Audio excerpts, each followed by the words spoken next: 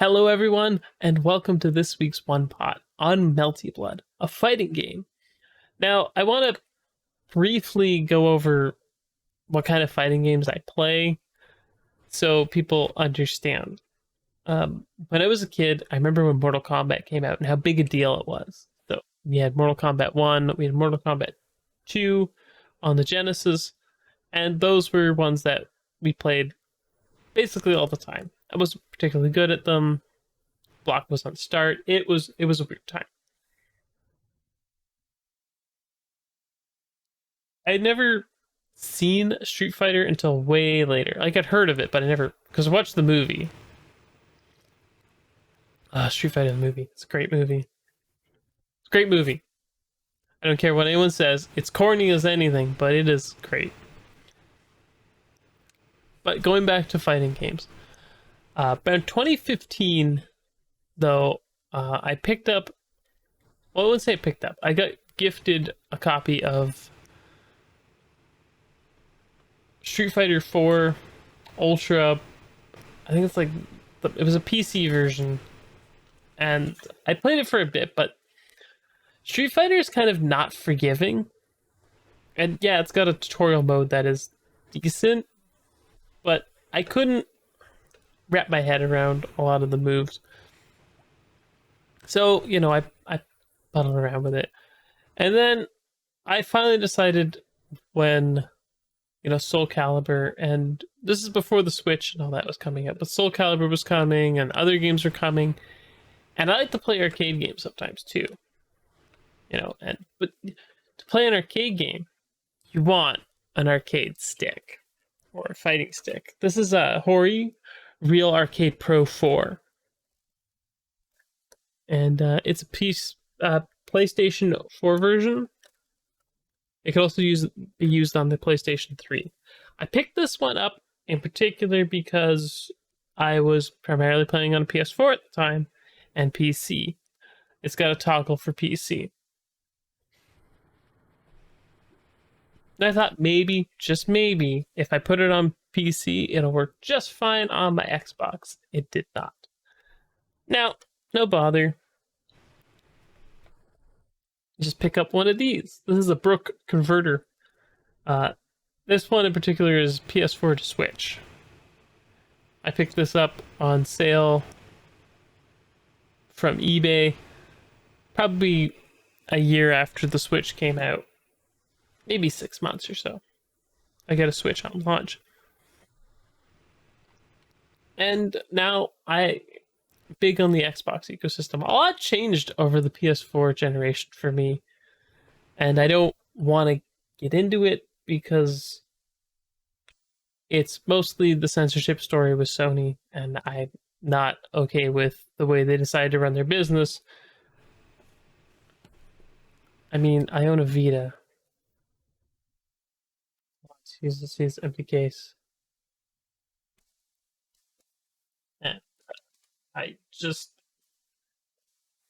it floors me how poorly they treated their partners who kept the Vita alive for all those years.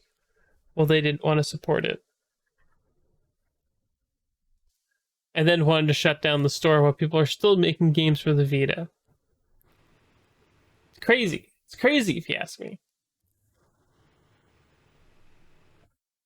But that was then, and this is now. So, converter for the Xbox is coming, but let's show you some controller footage of me in Melty Blood. And I'm going to talk you through it a bit.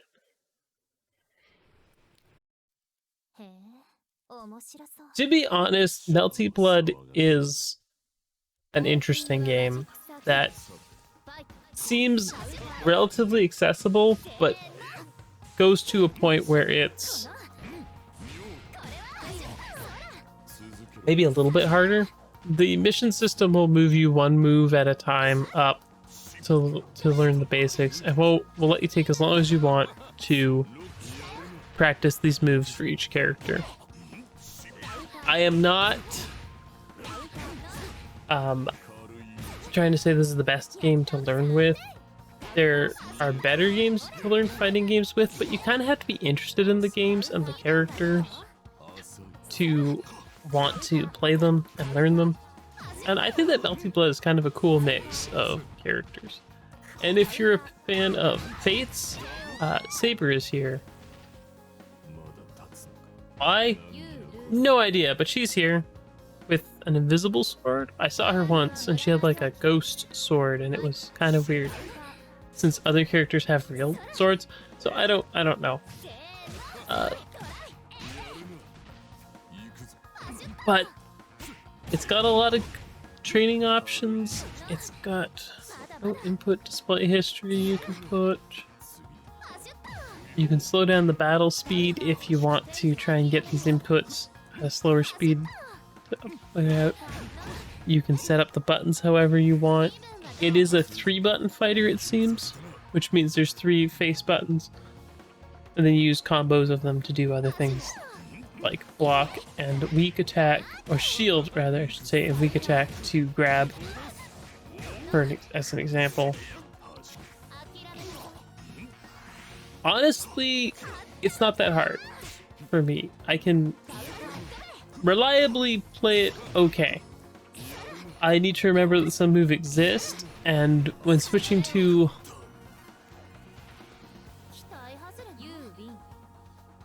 some of the other characters to, you know, just play someone different for the sake of playing someone different, I do tend to suffer with, because the moves can be different depending on them. But a lot of them seem to have very similar inputs. They have the same inputs for moves. Some characters do have some unique moves, but it seems for the most part that a lot of it's the same, and it's not like Street Fighter where some characters are charge, some characters are quarter circle edge, some people use tatsus, some people use, I don't know. I don't hate Street Fighter. I don't want anyone to think that I don't like Street Fighter. It's just I find it way too hard to play at all.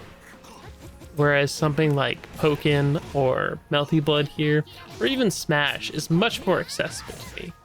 Now, Smash is one of those games that some people get absolutely insane at. And this is not like Smash where it's just directionals and a couple buttons. There seem to be a lot of characters with directional attacks, but for the most part it's very, very basic. Not every character has a directional attack.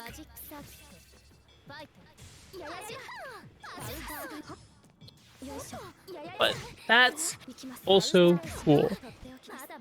Not every fighting game needs to be the exact same, and they'd be boring if they were. That's what's kind of weird about Mortal Kombat compared to a bunch of other fighting games, is that it's like back, forward, or something along those lines to do the special moves, which you want to do. Let's be real. What's the reason we play fighting games? To make the fights look as wicked as possible. You want to throw the knife. You want to like do all sorts of silly stuff. But what's fun about a lot of Japanese fighting games is they'll introduce all sorts of weird sort of maneuvers. Like, if you ever played Marvel vs. Capcom and seen characters like Phoenix Wright, who is kind of funny, or played even, let's say, Street Fighter for a second and seen characters like Dan, who barely can throw a Hadouken.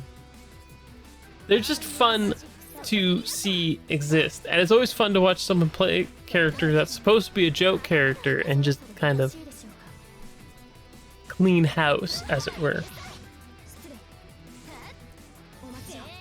Fighting games, to me, are not my favorite or most important games that have ever existed, but I definitely enjoy playing them. And it's hard for me to say that Melty Blood is not worth playing, because it totally is. It is sleek, it's fast, it's fun, and just like every fighting game, it's kind of a spectacle, but kind of in a fun way. Whereas, you know, see, we're fighting a maid here who's throwing all sorts of weird stuff at us. That's fun, that's different. Inputs. So wrapping up, should you play Melty Blood? I think you've probably seen all you need to see, unless I'm talking like inputs. Inputs are relatively simple. Again, this is a quarter circle game. Like a lot of Japanese games, like quarter circle, forward, or forward quarter. See, I keep saying that, but there's probably people out there who don't know what I'm talking about. It's not, I haven't seen a lot of like, you have to do a half circle, or it's just do a quarter circle. And that works for me. I can do a quarter circle. It took me a while to learn them. It'll probably take you a while if you're coming in raw on one of these games. But quarter circle forwards and quarter circle back. I found back to be really difficult after I learned forward, but stick with it. As soon as it's muscle memory, you can just do it forevermore. Even if you haven't played on a controller in years. But I'm gonna get out of here, and I hope you all have a good week. I will see you Tuesday, where I'm back at it with Pumpkin Jack. That video will be up, I want to say Friday? I don't know if I'll finish Pumpkin Jack this week or not, but I'm going to get as far as I can in it. And I hope everyone has a good October. I'm not sure what next week's game will be, but it's going to be something, that's for sure. So, until next time, mata ne!